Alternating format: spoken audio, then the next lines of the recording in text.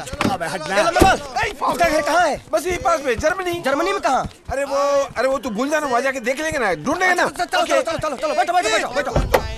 चलो चलो चलो। अबे ओ कहाँ जा रहा तू? जर्मनी खाली 7 घंटे का तो रास्ता है। 7 घंटे का रास्ता? हाँ। ये पेट्रोल की तरह भाप भरेगा? हाँ, ये सब बारातियों को लेके जाएंगे हम लोग। अरे तो लड़की क्या हमें चाहिए? मुझे नहीं चाहिए लड़की। इन हरामखोरों को बोल बाहर निकले, मुझे नहीं चाहिए। ये नहीं मानेंगे, ये जर्मनी जाकर ही मरेंगे। शोर ही शोर है आजकल, वो भी फजूल का। और तज्जियाकार बैठ के बोल रहे हैं कि इमरान खान साहब और पीटीआई बंद गली में शामिल हो रही है या जा रही है। कैसे? वो तो ऑलरेडी जेल में है और जेल में वो चारों तरफ से बंदी है, तो वो तो बंद गली में नहीं घुस रहे, लेकिन हमारा मुल्क ज़रूर बंद गली में घुस रहा है। इसलिए मेरे नज़दीक ये जो शोर है ये असल में एक तवील खामोशी है, जिसकी वजह से ये शोर हो रहा है, क्योंकि किसी को भी नहीं पता कि अब क्या। कल से नून लीग और पाकिस्तान पीपल्स पार्टी ने ढोल बजाना शुरू कर दिया था कि इमरान खान साहब ने एतराफ़ जुर्म कर लिया है। कौन सा एतराफ़? उनसे एसोसिएटेड एक स्टेटमेंट सर्कुलेट हो रही है कि इमरान खान साहब ने कहा है कि GHQ के बाहर एहतजाज करने का मैंने बोला था। फिर पीटीआई की तरफ से तरदीद तो हो गई, लेकिन अकॉर्डिंग टू बैरिस्टर सलमान अकरम राजा ये पार्टी का फैसला था कि अगर पुलिस का काम कोई और इदारा करेगा तो एहतजाज भी उस इदारे के खिलाफ होगा। लेकिन साथ साथ ये भी सवाल किया कि क्या GHQ पाकिस्तान से बाहर है? अब मरियम बीबी हो, शीर रहमान साहिबा हो या शहजीन मेमन साहब, इस चीज़ को रीज़न बना के डिमांड कर रहे हैं कि बैन लगाया जाए। प्रॉब्लम इज़ कि अगर GHQ रेड जोन है, और अगर है और पीटीआई ने अगर वहाँ जाके बाहर एहतजाज किया है उसके सामने, तो रेड जोन पे एहतजाज करने पे जो कानून लगता है या कोई जो सज़ा आती है वही इमरान खान साहब और उसकी पार्टी को आनी चाहिए। लेकिन प्रॉब्लम यह है कि उस दिन सिर्फ एहतजाज नहीं मगर वायलेंस भी हुई। लेकिन ये चीज़ प्रूव करनी होगी कि ये वायलेंस इमरान खान के कहने पे हुई, जो कि हुकूमत नहीं कर पाएगी सुप्रीम कोर्ट में। और बैन करने का पहले सरकार फैसला तो ले ले। अभी तक इस कश्मकश में है कि ये फैसला लेना भी है या नहीं, क्योंकि ऐसा फैसला लेके फजूल में मुंह की खानी पड़ रही है सुप्रीम कोर्ट से, जैसे इस रिजर्व सीट्स वाले फैसले या रिजर्व सीट्स वाले जजमेंट में खानी पड़ गई। लेकिन सवाल ये है कि आखिर फैसला ले क्यों नहीं पा रहा है? चले आप बैन ना करें, आर्टिकल 6 की कार्रवाई तो शुरू कर दें। नुसरत जावेद साहब के मुताबिक आर्टिकल 6 की सजेशन दी ही पीपल्स पार्टी ने थी, मतलब पाकिस्तान पीपल्स पार्टी भी साथ है आपके इसमें। तो फिर बैन क्यों नहीं कर पा रहे, आर्टिकल 6 क्यों नहीं लगा पा रहे? क्योंकि 2 रीजंस हैं। पहला तो कोर्ट्स, ना बैन वाली बात सुप्रीम कोर्ट में टिकेगी और ना ही आर्टिकल 6 वाली बात किसी हाई कोर्ट के जज को तस्लीम होगी। और दूसरा रीज़न, जो पार्टी KPK में हुकूमत में है, जो पार्टी सिंगल लार्जेस्ट पार्टी है असेंबली में, उसको आप बैन करोगे? आपने बन्नू में देखा क्या हुआ, और जिरगे की डिमांड्स देखी कि क्या थी। ये डिमांड्स कोई हल्की फुल्की डिमांड्स नहीं है, और गंडापुर साहब ने तो ये डिमांड्स कबूल भी कर ली हैं और अब कह रहे हैं कि एक सूबे में हुकूमती जमात, उनको बैन करेंगे। ये क्या मजाक कर रहे हो यार? सुप्रीम कोर्ट के 13 में से 11 जजेस ये बात बोल चुके हैं कि इलेक्शन कमीशन ने गलत इंटरप्रिटेशन करके फैसले लिए हैं, और उनमें से 8 की मेजॉरिटी जजमेंट है कि आप रिवर्स करें सारी सिचुएशन को, क्योंकि गलती इलेक्शन कमीशन ऑफ पाकिस्तान की है।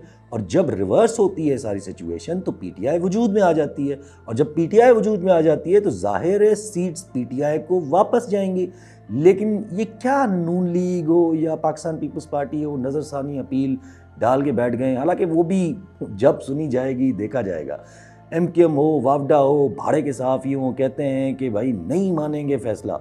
अच्छा, ये मुमकिन ही नहीं। चाहे वावडा साहब जैसे लोग कितना भी बोल लें कि नहीं मानेंगे ये फैसला मानना पड़ेगा। इसलिए इलेक्शन कमीशन ऑफ पाकिस्तान भी कह रही है कि वो फैसला तस्लीम करते हैं, और इसीलिए पाकिस्तान पीपल्स पार्टी ने जहां नज़रसानी अपील तो डाली है, वहीं फिर नदीम अफजल चंद जो पीपल्स पार्टी से हैं वो कहते हैं कि रिजर्व सीट्स पे पाकिस्तान पीपल्स पार्टी का कोई हक नहीं बनता। जिनका हक है उनको मिलनी चाहिए। अगर हमारा वोट नहीं है तो हमें नहीं मिलनी चाहिए, इस बड़ी क्लियर सी बात। या शहजीन मेमन साहब हो, जो कह रहे हैं कि Pakistan peoples party supreme court के हर फैसले को मानती है और पाकिस्तान पीपल्स पार्टी कभी भी सुप्रीम कोर्ट पे इस तरह तनकीद नहीं करेगी। इशारा वही नून लीग की तरफ है जो मरियम बीबी ने गुफ्तगू की है। अगर PMLN को ये लग रहा है ना कि वो अदलिया के अगेंस्ट कोई बयानियाँ बना के कुछ फेस सेविंग ले लेगी इस सूरत हाल में से, तो ये बहुत बड़ी गलती है। क्योंकि जिन जजेस ने ये जजमेंट दी है या जजमेंट से इत्तफाक किया है, उन 8 में से 4 आने वाले चीफ जस्टिस हैं। ये बात इस्टेब्लिशमेंट को भी पता है, इसीलिए इलेक्शन कमीशन ने ज़्यादा कुछ नहीं बोला है और पाकिस्तान पीपल्स पार्टी भी पीछे हट रही है। लेकिन नून लीग मजबूर है क्योंकि अब उनको अपनी कुर्बानी के अलावा कोई रास्ता नज़र नहीं आ रहा इस चीज़ से निकलने का, क्योंकि अगर कुर्बानी नहीं हुई या नून लीग को मौका नहीं मिला तो नून लीग की तो सुसाइड हो जाएगी। आजा भाई, हमको बचाने वाला फरिश्ता आ गया है, आजा।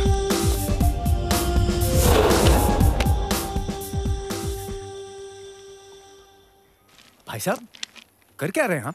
मर रहा हूँ, दिखाई नहीं दे रहा है, सुसाइड कर रहा हूँ। क्या किस्मत है, हमें जो बचाना है वही मरने जा रहा है। जब बैन नहीं, आर्टिकल 6 नहीं, फैसला भी मानना है, क्योंकि भाई अगर फैसला नहीं मानना तो मार्शल लॉ लगा दें, और कोई तरीका नहीं है। और मार्शल लॉ आप नहीं लगाएंगे, इस पे मैं आता हूँ, लेकिन पहले फ्यूटाइल किस्म की टेक्निक्स पे बात कर लूँ। पकड़ धकड़ तेज़ हो रही डिजिटल दहशतगर्दी के खिलाफ, वही जो सोशल मीडिया को टैकल करने के लिए स्पेशल कोर्ट्स बना ली हैं, वही जिसके लिए डिफेंस बजट बढ़ाया गया था, यानी फायरवॉल, उसका भी कह रहे हैं कि प्रोटोटाइप इंस्टॉल हो चुका है या होने जा रहा है। वैसे ये व्हाट्सएप पे पिक्चर्स और वॉइस नोट्स का जो मसला हुआ है, ये जो 3G पे, ये इसीलिए तो नहीं हो रहा कि ये जो फायरवॉल लगाने की कोशिश है। अब लोग कहेंगे कि इन दोनों में कोई चीज़ का, किसी भी चीज़ का कनेक्शन नहीं है। कनेक्शन तो इस पूरी सोशल मीडिया पे क्रैकडाउन वाली एक्सरसाइज का मुल्क की स्टेबिलिटी पे भी नहीं है, लेकिन हमारे मुल्क के इंजीनियर्स ने जिस तरह कहाँ की चीज़ को कहाँ जोड़ दिया है, तो मुझे 100% यकीन है कि ये जो फायरवॉल पे इंजीनियर्स काम कर रहे हैं, ये भी कहीं की चीज़ कहीं जोड़ देंगे। खैर, इससे अचीव क्या होगा मुझे समझ नहीं आ रहा। आप पूरे मुल्क को गूंगा बना दो, फिर भी क्या होगा? क्या जो इस वक्त हो रहा है वो मुल्क को सही सिमत में ले जा सकता है? नहीं। आप IMF के सामने लेटे जा रहे हो। आज हमारी सरकार ने फैसला लिया है कि ऑयल प्राइसेस अब मार्केट के हवाले की जाती है। मिसाल, पहले अगर रेट सरकार डिटरमाइन करती थी depending on the import and export और इंटरनेशनल रेट्स, अब ऑयल कंपनीज खुद डिसाइड करेंगी रेट। अब इससे असर क्या हो सकता है? इससे असर ये हो सकता है कि आपके मुल्क में पेट्रोल 300, 350 से ऊपर जा सकता है। महंगाई से डरे सर, लोग संभाले नहीं जाएंगे। ये 28 करोड़ का मुल्क है, कोई बर्मा या नॉर्थ कोरिया नहीं है। अब फाइनेंस मिनिस्टर कहते हैं कि अगस्त में IMF से एग्रीमेंट हो जाएगा। अच्छा, अल्लाह करे, लेकिन मेरा ख्याल है नहीं होगा। जब फिच ने बोल दिया कि गवर्नमेंट रिफॉर्म्स नहीं कर पाएगी, जब मूडीज़ ने बोल दिया कि ये गवर्नमेंट रिफॉर्म्स नहीं कर पाएगी या मुश्किल होगी, और अब जब ये बाइडेन साहब भी जा रहे हैं, क्योंकि बाइडेन और कमाला हारिस के एक नहीं है। बाइडेन ओल्ड स्कूल बंदा है, वो पाकिस्तान को अभी भी ओबामा वाले टेन्योर से देख रहा था, लेकिन कमाला बहन जो हैं वो इंडियन डिसेंट है। लेकिन कमाला का जीतना खुद बड़ा मसला है, क्योंकि अमेरिकन्स इतने अकड़ू हैं कि वो ब्रिटिशर्स की तरह कभी किसी और डिसेंट के बंदे को अपने मुल्क का सदर नहीं बनने देंगे। काला फिर भी चल जाता है, लेकिन इंडियन, जिसका मतलब Trump is most likely winner. तो फिर IMF को क्या पड़ी है कि इतनी कंफ्यूज सिचुएशन में दुनिया का पैसा आपको कर्जे के तौर पे दे? हैसियत यही है कि जिस डोनाल्ड लू और जिस बाइडेन सरकार के आसरे पे आपकी प्लानिंग शुरू हुई थी और अब इख्तिताम को पहुंची है, वो जाते जाते आपको 10 करोड़ 1 लाख डॉलर दे के अपनी जान छुड़ा गए, और कहते हैं कि अब इसमें से टेररिज्म भी देख लो, इसमें से इकोनॉमिक स्टेबिलिटी भी देख लो, और इन्हीं पैसों में से चाइना के दिए गए कर्ज से भी बाहर आ जाओ। मेरे पास मेरी एक कमर की चेन है, सोने की है, अगले हफ्ते तक काम चल जाएगा लगता है। सोने की चैन, उसमें तो आराम से 1-1.25 महीना निकल जाएगा। दो ना। 1 मिनट, आंटी में रखा हूँ।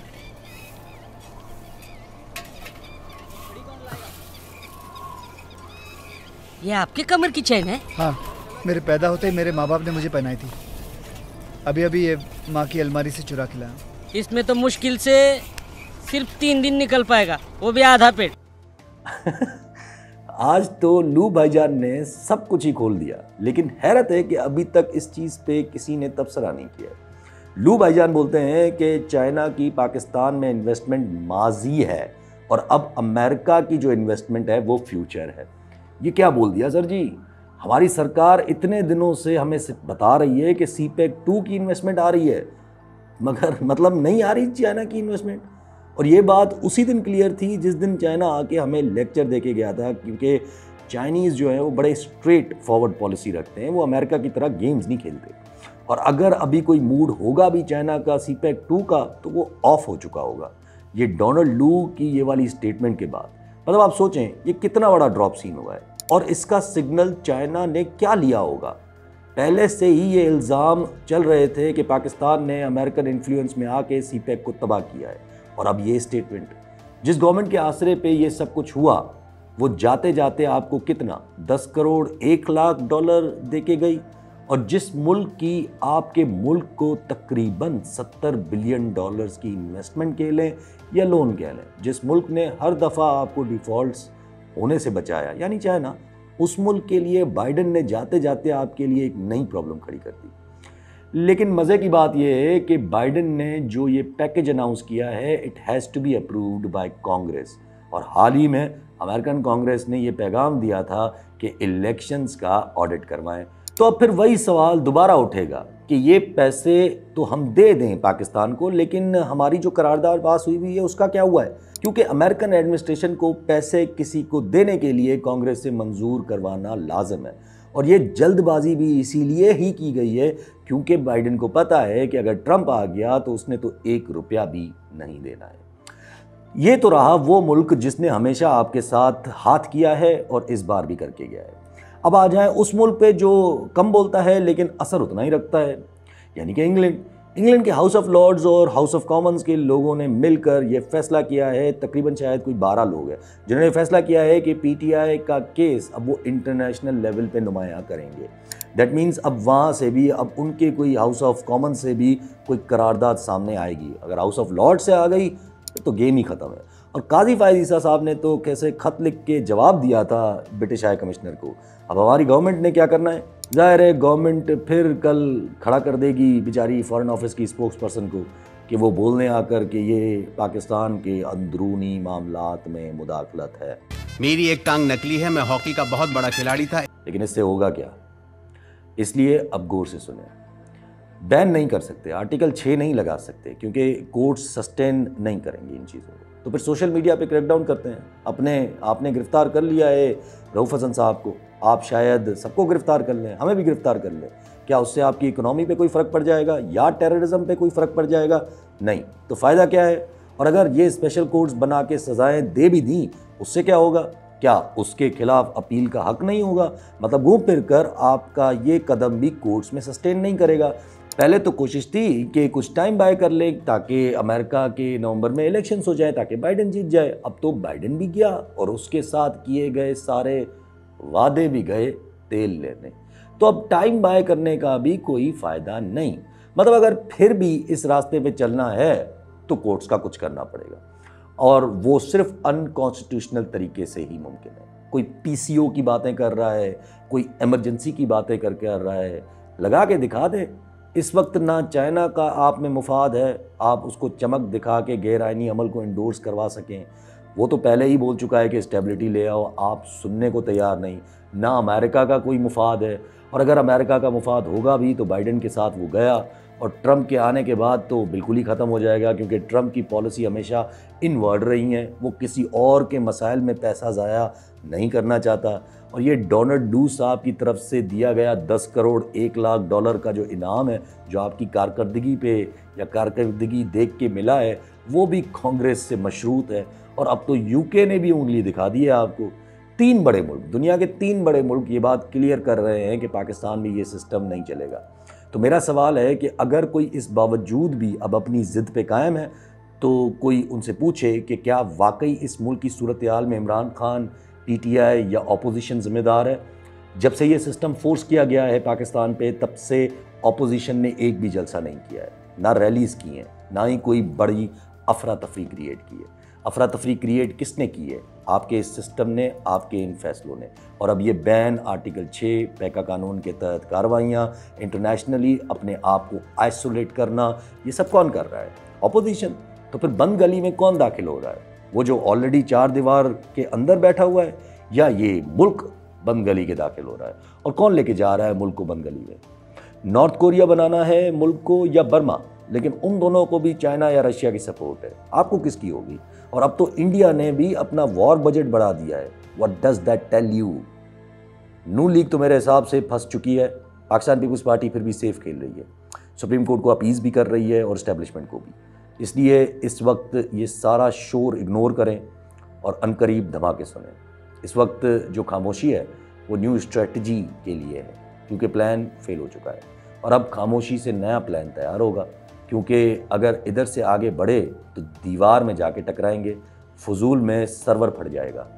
हालांकि दिल तो चाह रहा है कि आप जाके दीवार में टकराएं और आपका सर फटे, जो हालत कर दी है मुल्क की। लेकिन क्या करें, आपके साथ मुल्क का भी नुकसान हो जाएगा। इसलिए अपना अपना सर बचाएं और रास्ता बदलना ही अक्लमंदी है।